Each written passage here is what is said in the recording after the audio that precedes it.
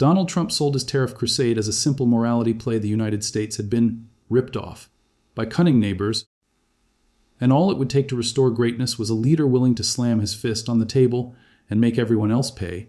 But as the dust settles on that experiment, what is emerging looks far less like a triumphant reset and far more like a textbook case of self-inflicted damage, and nowhere is that clearer than in the quiet, methodical way Mexico has rebalanced its bets, tilting trade investment and political goodwill away from Washington and toward Ottawa, toward what many in the region now think of as Canada's New Deal.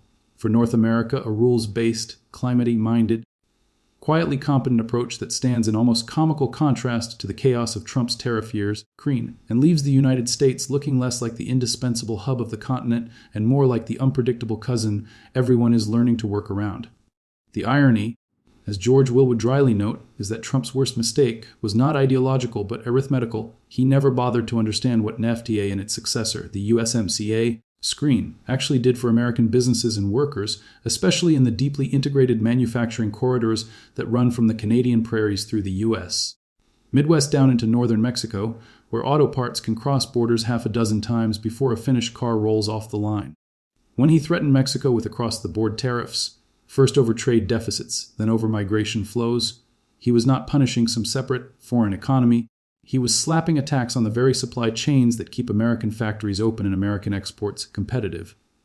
Mexican officials who had spent decades cultivating the U.S. as their primary market watched this with a mix of alarm and opportunity. Alarm, because a White House willing to weaponize tariffs on a whim could upend their economy overnight. Opportunity, because Canada, suddenly shoved into the role of responsible adult in North America, was eager to deepen ties with a partner that still believed in predictable rules.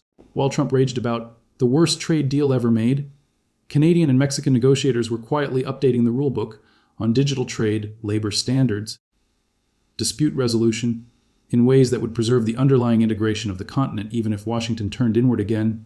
And at the same time, Mexico was signing and activating its own network of agreements with Canada and other partners that made it less dependent on the moods of a single American president. That's what lies behind the headline shorthand, Mexico dumps USA for Canada's New Deal, not some dramatic, overnight divorce, but a slow, deliberate decision by Mexican policymakers and businesses to treat Canada as a primary anchor, not a secondary afterthought in their long-term planning. Trump's tariffs were supposed to force Mexico to heal. Instead, they pushed Mexican manufacturers, farmers, and tech firms to ask a simple, uncomfortable question.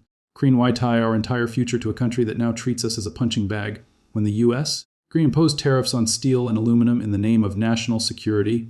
Mexico responded with targeted countermeasures that hit politically sensitive American exports.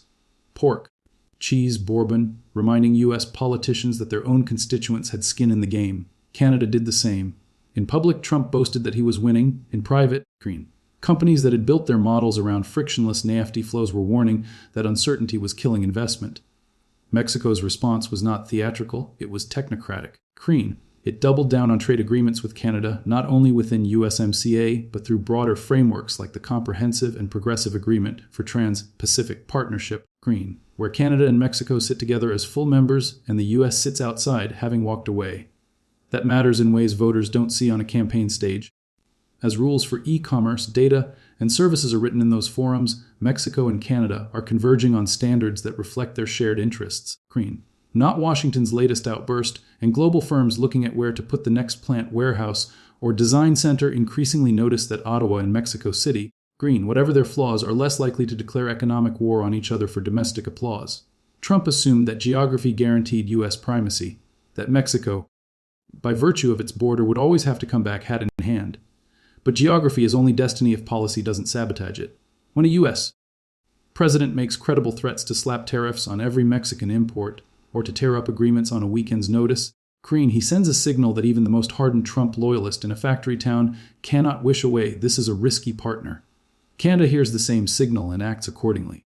Ottawa leans into its image as the pro-trade, climate-conscious, non-erratic option, pitching itself in boardrooms and diplomatic halls as the stable side of North America. Mexico, eager not to be trapped between a volatile Washington and a rising China, finds in that Canadian posture a kind of insurance policy. Deepen integration northward with the player that still believes in boring, dependable, rules-based trade, keep the U.S. relationship alive because it must be. but no longer bet the house on the idea that Washington will always act rationally. The practical result is that in sector after sector, Mexico and Canada are stitching together what amounts to a Plan B North America, one in which supply chains, research partnerships, energy deals, green and climate projects can be scaled up